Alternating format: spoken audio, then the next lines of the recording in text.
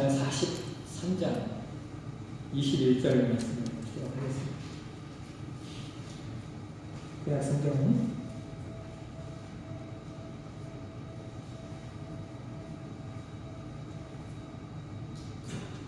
이사야 43장 21절 찾으셨습니까?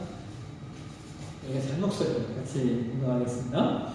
이 백성은 내가 나를 위하여 지었나니 나를 찬송하게 하여 하리니라. 아멘. 예, 말씀을 쓰신 한국에서 강의의 오늘 11번째 시간입니다.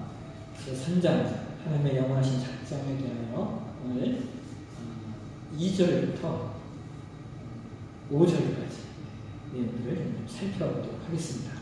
먼저 2절 말씀 한번 보실까요? 예, 같이 한번 읽도록 하겠습니다. 하나님은 미래에 일어날 환경과 그 환경에서 발생할 일들을 알고 계신다. 그러나 미리 내다보시고 예정하신 것은 아니다. 하나님께서 미래에 일어날 환경과 그 환경에 발생할 일들을 알고 계십니다. 이 말은 하나님의 예지하심을 이야기합니다. 그러니까 하나님의 예지하심이 미래에 일어날 그 모든 일에 대하여 알고 계시다라는 겁니다. 그러나 그렇다고 해서 하나님께서 그 일어나는 일들을 미리 내다보고 예정하신 것은 아니다라는 겁니다. 하나님이 예지의 능력을 갖고 계시기 때문에 그 일어나는 일들을 알고는 계시지만 그렇다고 그 일이 그렇게 되도록 예정하신 것은 아니다라는 겁니다. 물론 어떤 일들은 하나님이 그렇게 되도록 예정하시는 일들이 있습니다. 그런데 예를 들어 이런 거예요. 여러분, 오늘날 이제 이 시대에 우리의 가장 큰 관심 가운데 하나는 사실 환경 문제 아닙니까? 요 며칠 미세먼지 가지고 시끄러워서 밖을 나갈 수 없다는 그런 시대. 근데 이제 그 환경학자들이 가장 많이 하는 이야기하는 것 중에 하나가 앞으로 몇백 년 후에는 기후 환경의 변화 때문에 이제 어디에요?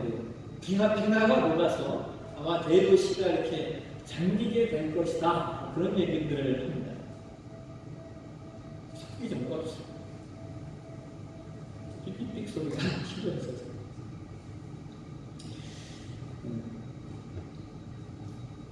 만약에 앞으로 그런 일들이 일어난다면 하나님은 그것이 그렇게 될 것을 아십니다. 그러나 그렇다고 해서 그것을 하나님이 그렇게 되도록 하신 것은 아니다라는 것이죠. 왜냐하면 그 대가는 인간의 자연을 훼손한 대가이기 때문입니다. 또 사람이 누군가를 살해했다면 하나님은 그 일을 아십니다. 그러나 그렇다고 하나님이 그가 살해하도록 하신 것은 아닙니다. 근데 여기서 우리가 이런 질문을 할 수 있어요.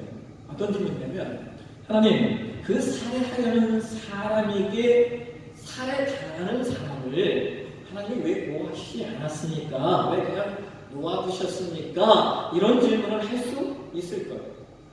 그 부분에 대해서 우리가 하나님께 질문할 수 있을 겁니다. 그러나 하나님께서 그 일을 아셨다고 해서 하나님께서 그 일이 그렇게 되도록 하셨다고는 말할 수 없다는 거예요. 왜냐하면 그렇게 되면 어떤 문제가 생기냐면 하나님께서 죄의 조성자가 되십니다. 동시에 인간은 모든 죄에 대해서 면피할 수 있으며 동시에 자신의 책임을 도외시하는 도덕적이며 윤리적이며 더 나아가 신앙적인 해이에 빠지게 됩니다. 그 다음 3절과 4절 말씀을 보실까요? 같이 한번 읽겠습니다. 하나님은 자신의 영광을 위하여 사람들과 천사들 중 어떤 이들을 택하여 영생에 이르게 하시고 어떤 이들은 영원한 죽음에 이르도록 미리 작정하셨다. 이와 같이 예정되고 미리 작정된 사람들과 천사들은 개별적으로 정확하게 변동 없이 배입되었다. 그 수요는 확정되어 있어서 가감할 수 없다. 성경은 하나님의 구원받을 자와 구원받지 못할 자를 결정하시는 분이다라고 하는 것에 대하여 분명하게 우리에게 가르쳐주고 있습니다. 그래서 하나님의 신적 작정에는 크게 두 가지 영역이 있습니다. 하나는 일반 작정이라고 이야기하고요. 또 하나는 특별 작정이라고 이야기합니다. 하나님의 일반 작정은 그의 영원하신 목적 가운데 세워지는 것으로 하나님은 그 일반 작정으로 앞으로 되어질 모든 일들을 미리 정하셨습니다. 그것은 모든 피조물의 존재와 활동과 행위에 대하여 작정하십니다. 이것을 에베소 1장 11절에 이렇게 이야기합니다. 보실까요? 에베소 1장 11절 같이 한번 읽겠습니다. 모든 일을 그의 뜻의 결정대로 일하시는 이의 계획을 따라 우리가 예정을 두고 그 안에서 기억이 되었습니다. 모든 일은 하나님의 뜻의 결정대로 이루어진다는 겁니다. 그런데 이 결정에는 인간의 선한 행위뿐만 아니라 인간의 모든 악한 행위의 허용까지도 포함하여 정하십니다. 잘 이해하셔야 됩니다. 하나님은 하나님의 뜻의 결정대로 일하시는데 그것은 인간의 선한 행위뿐만 아니라 인간의 악한 행위도 하나님이 그냥 허용하시면서 작정하신 것이에요. 우리 사도행전 4장을 한번 보실까요? 사도행전 4장 27절과 28절 같이 읽겠습니다. 과연 헤롯과 본디오 빌라도는 이방인과 이스라엘 백성과 합세하여 하나님께서 기름 부으신 거룩한 종 예수를 거슬러 하나님의 권능과 뜻대로 이루려고 예정하신 그것을 행하려고 이 성에 모였나이다. 성경 뭐라고 말하고 있습니까? 헤롯과 본디오 빌라도나 이스라엘 백성들과 합세하여 하나님의 기름 부으신 거룩한 종 예수님을 거슬렸다 이렇게 얘기합니다. 여러분 여기 거슬렸다라고 하는 말이 대적했다라는 말입니다. 근데 그러한 대적마저도 하나님의 권능과 뜻대로 이루려고 예정하신 것이기에 우리가 지금 그 뜻을 이루려고 이곳에 모였다 제자들이 이야기하고 있는 거예요. 그래서 하나님은 인간의 악한 행위에도 제한을 받지 않으시면서 그러하기에 아담과 하와가 선악과를 먹어서 하나님을 떠날 때도 그것을 허용하십니다. 이것은 우리가 뭐라고 얘기하냐면 하나님의 허용 작정이라고 얘기합니다. 그 다음에 하나님의 작정에는 일반 작정만 있는 것이 아니라 특별 작정도 있습니다.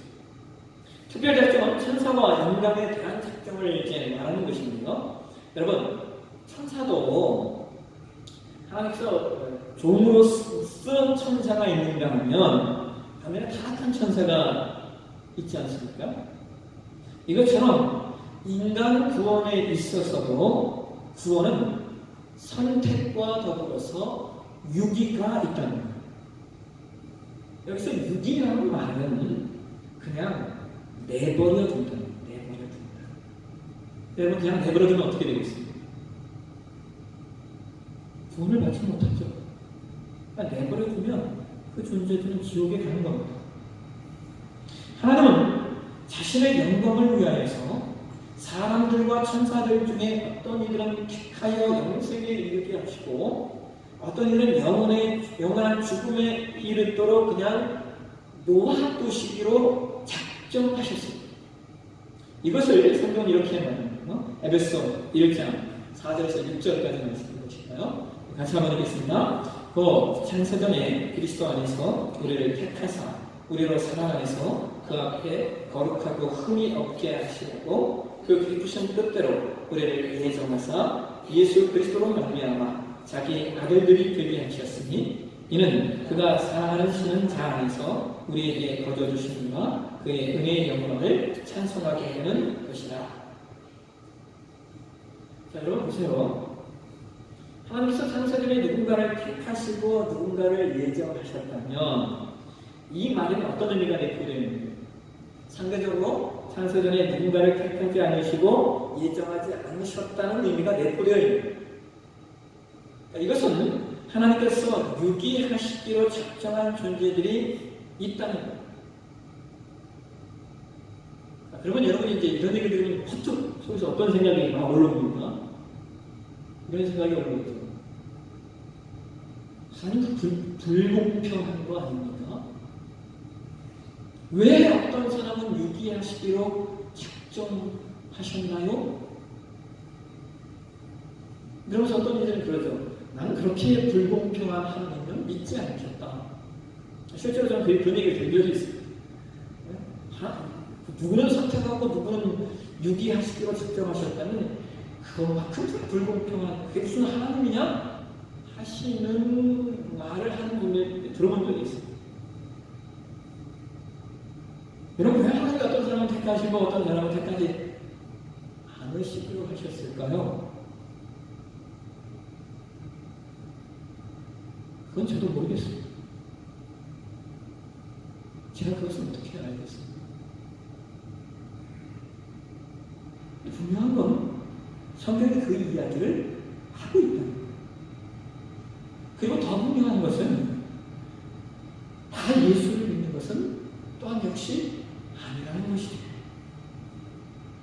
이 말은 복음이 들어가지 않은 선교지를 말하는 것이 아니라 복음이 이미 보편화된 곳에서도 여전히 다 예수를 믿는 것은 아니라는 겁니다. 그런데 놀라운 사실은 이런 거죠. 보편적으로 한 가정에 복음이 들어가면 그 가정은 그 복음이 들어간 그 한 사람 때문에 복음화되는 확률이 높습니다. 그래서 이것은 시간의 문제일 뿐 한 사람에게 들어간 복음이 그 가정을 예수 믿는 가정으로 만들게 됩니다.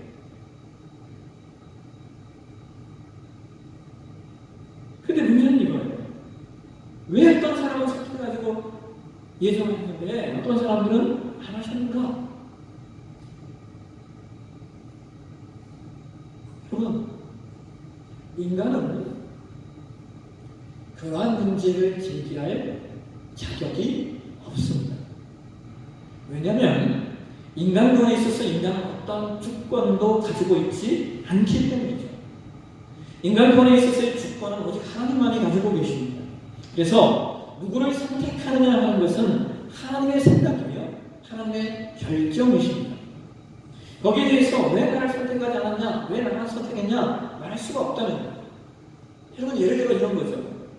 물속에 두 사람이 빠졌는데 한 사람밖에 건질 수 없다면 누구를 건질 것인지는 누구의 결정입니까?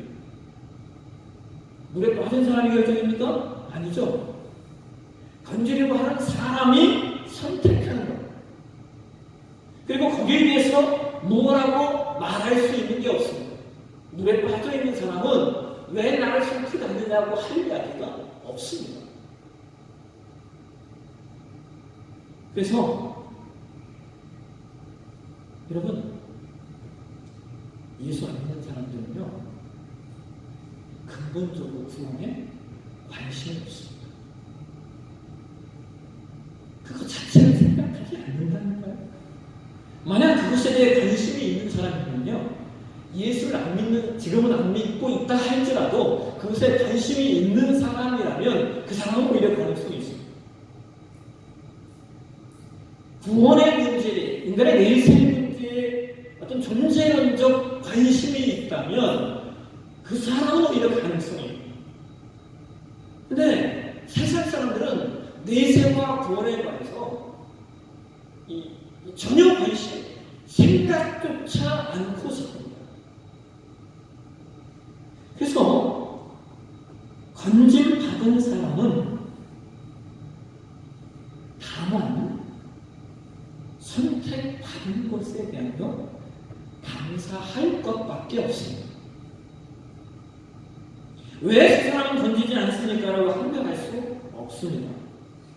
그렇기 때문에 하나님께서 우리를 선택하여 구원하여 주셨다고 하는 것에 대해서 우리가 할 수 있는 것은 오직 감격과 감사뿐인 겁니다. 또 여기서 우리가 하나 더 생각해야 할 것이 뭐냐면, 그러면 이제 이런 얘기를 하면 이제 또 나오는 얘기들이 이런 거죠. 어차피 하나님 하나님이 택하시는 사람이 구원받는다고 하면 뭐 하나님이 다 알아서 구원시키실 건데 전도는 그럼 뭐 하려고 합니까? 이런 얘기가 나오게 되죠. 전도는 그럼 뭐 하려고 합니까? 이제 아무것도 안 놀고 싶다는 얘기죠. 이렇게 잘 빠져나가고 싶다. 우리는 나가고 싶어 하는지 여러분, 하나님께서는요 택하신 백성들을 부르실 때 먼저 믿는 자들을 통하여 부르십니다. 여러분 기억하세요? 고린도서에 그런 얘기예요. 하나님이 전도에 미련한 것으로 사람을 구원하시길 기뻐하셨다는 겁니다. 여러분, 왜 전도를 미련한 것이라고 이 성경이 말하는 줄 아십니까? 사람 구원은 하나님이 전도라고 하는 내용을 사용해서 구원하는 게 가장 번거롭고 가장 시간이 많이 걸리는 일이기 때문에 이게 이해하시겠습니까? 그냥 하나님이 그냥 선택해서 그냥 강건적으로 끌고 가는 거 끝납니다. 이게 가장 빠르죠. 근데 하나님은 전도라는 것을 통하여 영혼을 구원하시기로 작정하십니다. 왜요? 먼저 구원받은 사람들을 통하여 일하시도록 하시기. 그것이 하나님의 작정입니다. 그래서 하나님께서 우리를 먼저 부르신 이유 가운데 하나가 우리를 통하여 하나님께서 택하신 백성들을 불러 모으시기 위해. 그래서 우리가 누가 택함을 받았는지 택함을 받지 못했는지 알지 못하기 때문에 우리는 열심히 모든 사람들에게 복음을 전할 수밖에 없는 거예요. 그리고 동시에 그 결과에 대해서는 우리의 능력에 있는 것이 아니고 하나님께 달려있는 것이기 때문에 전도하면서 복음의 연락을 맺혔든 맺히지 않았든 우리는 절망할 필요가 없다는 거예요. 그 다음 5절을 한번 보실까요? 5절 한번 보여주시겠습니다. 다시 한번 읽도록 하겠습니다. 영생 얻도록 예정된 자들은 창세전에 하나님께서 선택한 자들이다. 이 선택은 그의 영원 불변하신 목적과 기쁘신 뜻과 오묘한 계획에 따라 하신 것이다. 그들로 하여금 그리스도 안에서 영원한 영광을 얻도록 하실 것이다. 이 영생은 오직 하나님의 은혜와 사랑으로 된 것이지 사람의 선행이나 어떤 행위로 된 것이 아니다. 모든 것은 하나님의 영화로우신 은혜를 찬송하기 위하여 선택된 것이다. 여러분, 하나님께서 선택하신 자는 반드시 하나님을 믿게 되어 있습니다. 왜냐하면 우리가 하나님을 알 수 있는 것은 우리가 다른 사람보다 하나님을 알 수 있는 무슨 특별한 지혜가 있어서가 아니기 때문에 하나님께서 우리를 하나님을 믿도록 인도하셨고 하나님께서 우리가 하나님을 믿도록 역사하셨기 때문입니다. 그것을 통해 우리는 하나님을 믿는다고 말하는 겁니다. 그래서 하나님은 당신의 택한 자녀들을 창세전에 자녀로 삼으셨다 성경으로 말하는 겁니다. 그런데 이러한 하나님의 선택을 하나님의 영원 불변하신 목적과 기쁘신 뜻과 오묘한 뜻에 따라서 되어진 것이라고 신앙으로서는 말하고 있습니다. 이 영원 불변하신 목적, 기쁘신 뜻, 오묘한 계획은 전부 하나님의 고유한 생각이시며 하나님의 고유한 계획이시며 하나님의 기쁨이시며 여러분, 사람마다 저마다 자신이 좋아하는, 기뻐하는 취미가 있지 않습니까? 많은 것들 중에 내가 어떤 취미를 갖는다면 그것은 내가 좋아하기 때문에 그것을 취미로 갖는 겁니다. 그러니까 예를 들어 낚시를 좋아하시는 분들은 밤을 새서 낚시를 하잖아요. 근데 저는 그렇게 낚시하고 밤새서 이렇게 낚시하고 있는 분들은 도저히 이해가 안 갑니다. 왜 밤에 이렇게 밤새 죽어도 앉아서 낚싯대를 바라보면서 그 일을 왜 하는가? 상상이 저는 안 됩니다. 왜냐하면 제가 그걸 별로 좋아하지 않기 때문이죠. 근데 낚시 좋아하시는 분들은 그게 그 자체가 너무나 즐겁고 기쁜 겁니다. 여러분, 우리가 취미를 선택하는 것과 하나님의 그 선택 이름을 똑같다고 말할 수는 없지만 이해를 돕기 위해 표현한다면 하나님이 우리를 선택하는 것도 이와 같다는 겁니다. 하나님이 우리를 선택하셨는데 하나님을 선택하신 그것은 하나님의 기쁘신 목적, 하나님의 기뻐하시겠다는 선택하셨다. 그래서 우리는 교만하게 왜 저 사람을 선택하지 않으셨습니까? 라고 말할 수 없고, 반면에 우리가 종종 그런 얘기가 됩니다. 너무 겸손한 나머지 하나님이 왜 나 같은 것을 선택하셨습니까? 물론 감사를 표현하는 내용에서 그렇게 고백할 수 있지만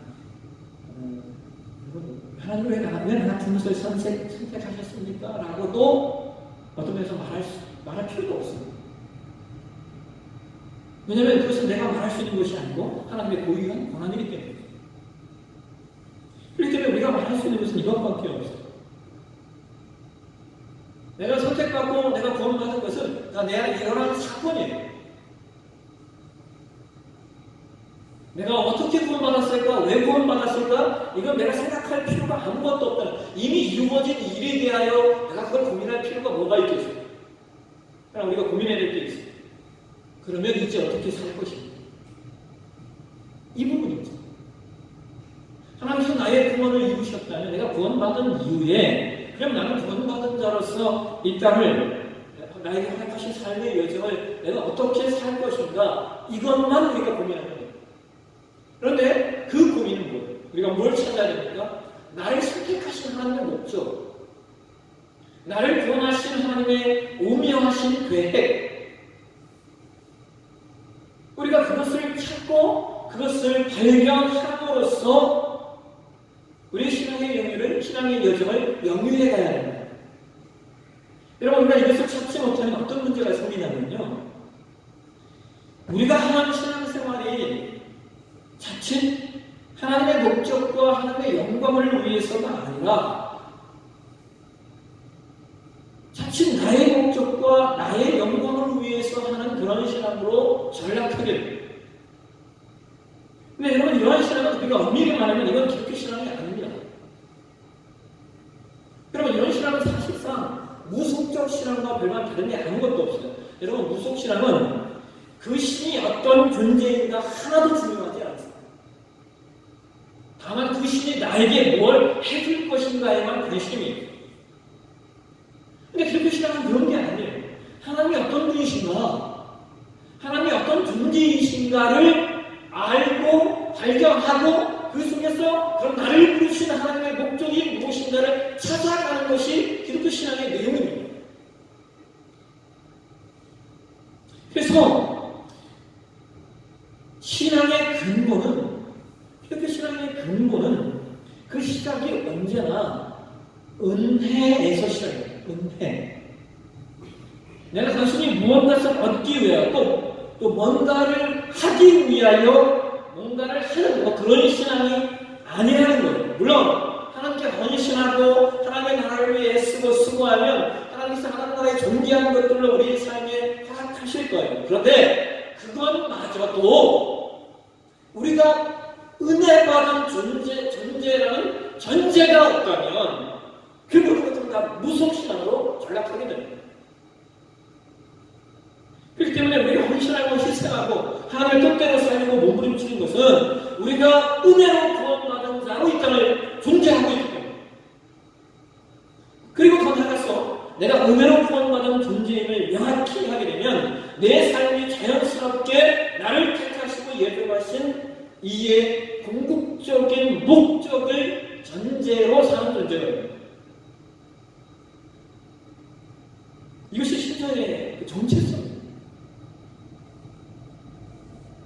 내가 지금 이 땅을 살고 있는 것은 어쩌다 보니까 우연히 그냥 어떻게 하다 보니까 여기까지 오는 게 아니라 지금 이 땅을, 이 시간을, 이 시기를, 이 역사를, 이 시간의 역사 속에서 지금 이때를 살아야만 되는 분명한 하나님의 목적과 뜻이 내 안에 있기 때문에 내가 지금 존재하고 있다는 거예요. 그렇기 때문에 우리는 나를 선택하신 하나님의 목적을 이루기 위하여 내가 이 땅을 살고 있다라고 하는 신앙적 긍지가 있어요. 여러분 5절 하반절에서 뭐라고 얘기해요? 특별히 하나님이 우리를 선택하신 목적을 뭐라고 하십니까? 모든 것은 하나님의 영화로우신 은혜를 찬송하기 위하여 선택한 것이다 라고 얘기해요. 여러분 이것이 아까 우리가 보던 이사야 43장 21절의 말씀입니다. 성경 그렇게 말하는 이 백성은 내가 나를 위하여 지었나니 나를 찬송하게 하겠다. 여러분 이 말씀을 우리가 43장 21절을요 여러분 곰곰이 한번 묵상해 보세요. 저게 뭐라고 해요? 이 백성은 내가 나를 위하기 위하여 지었다. 여러분 생각해 보십시오.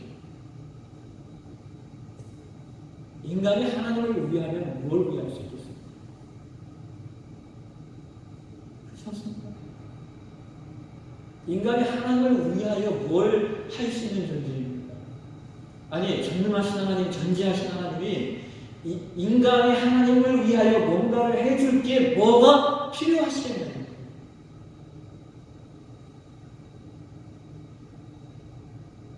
근데 왜 성경은 이렇게 이야기하는 걸까요? 이 백성은 내가 나를 위하여 지었다니. 여러분 이것은 하나님의 우리를 대접하시겠다는 거예요. 하나님을 우리를 그렇게 대접하시겠다는 거예요. 우리로 하나님을 위할 수 있는 존재로 하나님 우리를 대접해 주시겠다는 거예요.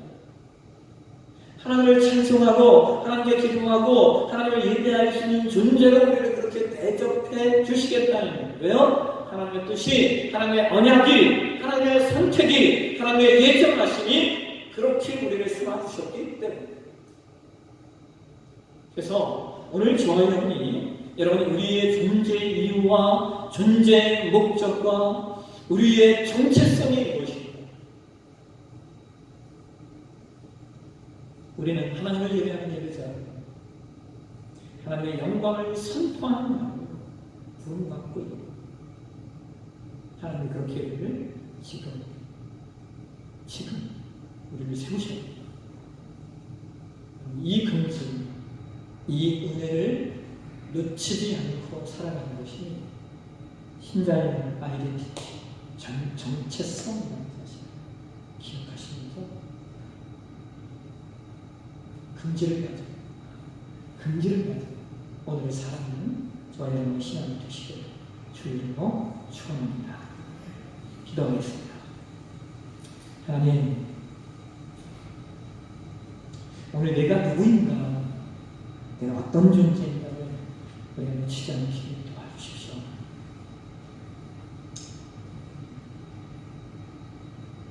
우리를 통하여 하나님을 위하고 하나님을 부르셨사온즉 이 땅을 사는 동안 하나님을 위하여 하나님을 위하기 위하여 허락받은 삶, 하나님의 사랑으로 영광 없이 살아낼 수 있도록 하나님 우리를 인도하여 주시옵소서. 때로 내 자신이 작아 보이고 내 자신이 왜 이 모양인가 하는 생각이 들 때가 있다면 하나님께서 나를 아들마저 죽이신 만큼 그렇게 나를 사랑하는 존재, 나를 선택하시고 이 땅 가운데 지금 이 시간 가운데 존재케 하셨다는 사실, 그리고 나를 통하여 하실 일이 있기 때문이라는 사실 기억하고 긍지를 잃어버리지 않는 믿음의 여정, 우리의 여정이 될 수 있도록 인도하여 주옵소서. 바로 가신 예수님의 기도하옵나이다. 아멘.